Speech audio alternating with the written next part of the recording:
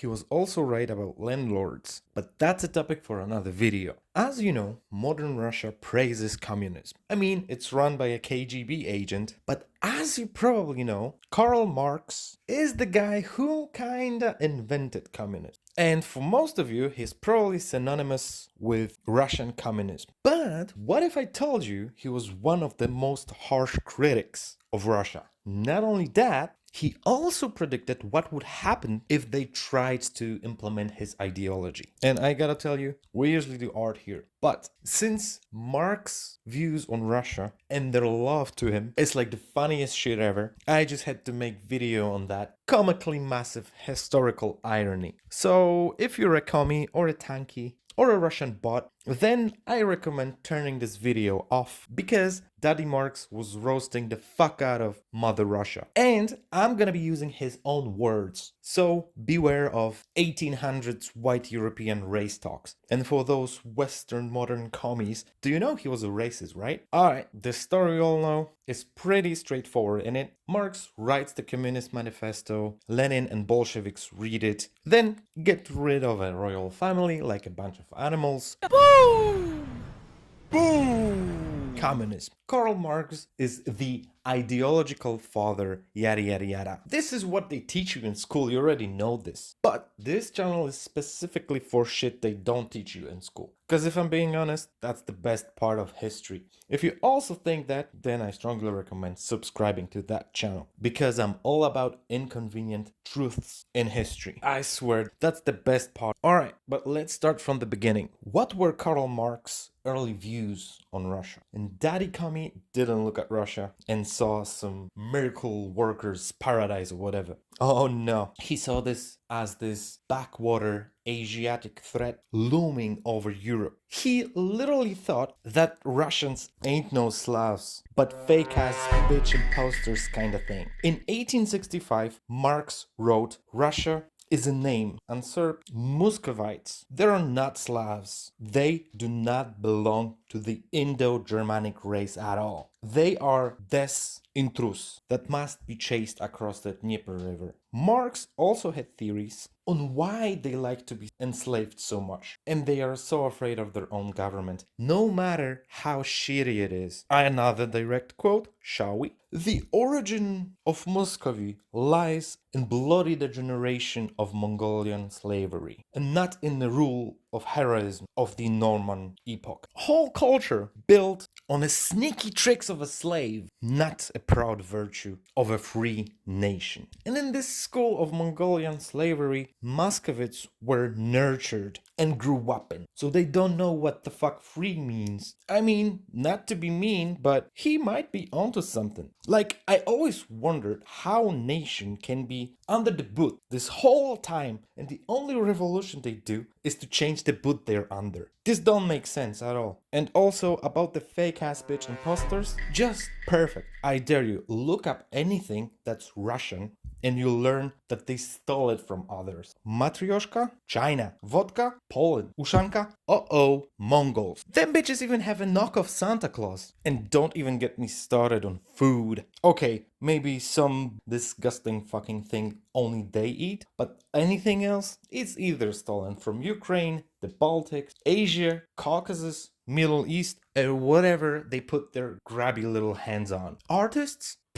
Most of them, I tell you, look it up, is like Russian artists. Both parents are. Here, insert the country that was occupied at the moment. Or a territory that was occupied at the moment. But no, it's a Russian artist. Them fucks even stole their own national dance moves from Caucasus and Ukrainians. And I bet they claim they did invent this shit. Why do you think the biggest country on the planet is attacking other countries for more territory? They don't want territory. They have turned everything to shit over there. And they want to steal some more cool shit. Like culture. Again, literal culture appropriators. Marx rightfully saw Russia as the biggest threat of Europe. But as for all problems he saw, he always tried to find a solution. And for this threat, he also had one. There is but one alternative for Europe. Either Asiatic barbarism under Muscovite direction will burst around its head like an avalanche, or else it must re-establish Poland, thus putting 20 million heroes between itself and Asia. Okay, you're probably asking yourself, how on earth this guy became such a hero to Russian revolutionary? Some of you might think, wait, aren't they like masochists in there? Some of you might even know that Marx not only talked with these revolutionaries, but also learned Russian to study their culture. Uh-oh, you think I didn't know about this? And I'm just mean to the meanest people on the planet for no reason? Yes, I know his perspective shifted with time, but it didn't do complete 180. It just made his views more complex. And this wasn't just change of mind because he saw a tweet. Motherfucker was a philosopher. That meant thinking is his work, dude. So what did he did? He thought as a motherfucker. At age 50, he learned Russian just to read their papers and documents himself. And I swear he would have fucking hated AI and research. So what exactly was he reading in Russian? Data.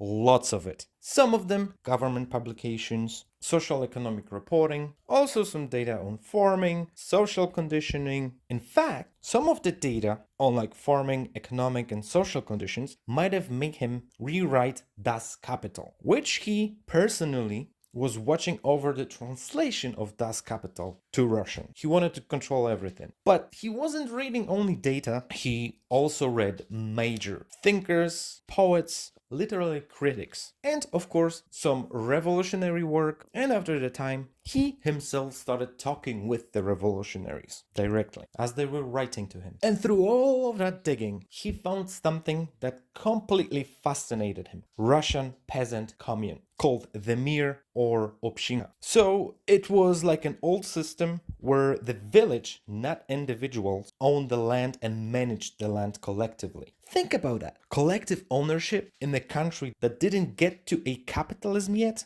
I can hear Marx's brain gear clicking like a veneer. See, his own original theory was pretty straightforward. His original theory was all based on Western Europe, with its clear progression. Idea pretty straightforward. Feudalism fails, capitalism rises, capitalism creates a working class, bam, proletariat revolution. But for Russia, he started thinking, can these village communes let Russia go straight into socialism without this whole brutal capitalism mess? And after all that research, he concluded that those peasant communes are a base for a social reconstruction in Russia. And he even stated that Russia is in a unique spot for socialist revolution, and they have unique chance given by history, like is 1 in a million, no one will get chance like this, you can't fuck this up type of shit. But there was a big but there. Actually, two big buts. Some of you might say, big Latino fat asses, this new hope for Russia came with a big warning that turned into prophecy. It was some sort of a warning of a new tyranny. So what were these buts? Engels and Marx. They laid out two non-negotiable conditions for successful revolution in Russia. One, Russian revolution as a spark for the nations of the West. Two, complementary revolution in the West. And the idea was that agricultural East and the industrial West had to link up and help each other. So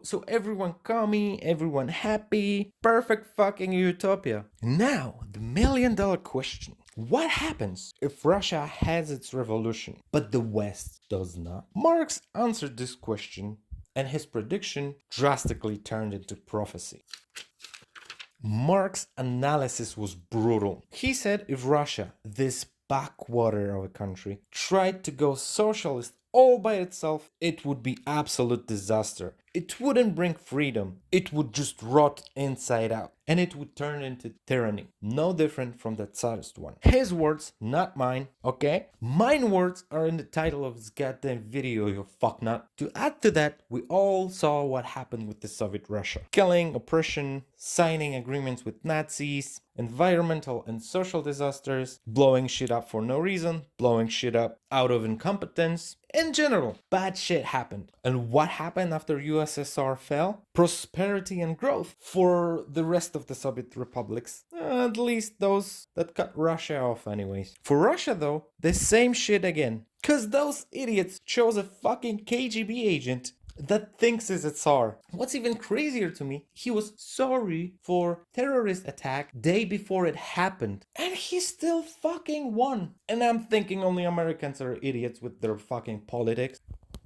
And what? You have another fucking dictator, Soviet Union 2.0, this terrorist pedophile. He just wants to rebuild this shit. And I agree with Marx on this. Muscovites are fucking masochists, dog. They really be doing revolutions just to change the boot they're under. So, isn't that the funniest shit ever? The guy whose face was plastered all over the Soviet Union was the same guy that hated Russia's guts and later warned that the revolution there would just create another monster. How it makes you think knowing that the commie daddy warned everyone against communism's most famous and tragic outcome. Really makes you think, doesn't it? And the fact that in Russia they still love this guy proves to me the national masochism. Or, as Marx put it, backwater Mongolian slaves that know no freedom. To be perfectly clear, I don't 100% agree with his racist mumbling. I don't think Asians are barbaric. In fact, from what I can see nowadays, I think Mongolians are way more advanced as a society than Russians are. And if Russia weren't little evil idiot country, I wouldn't even care. But those bitches are besties with North Korea and Iran. Axis of evil or axis of retards? I think it's a little bit of both actually. And some of you will probably say that I'm Russophobe.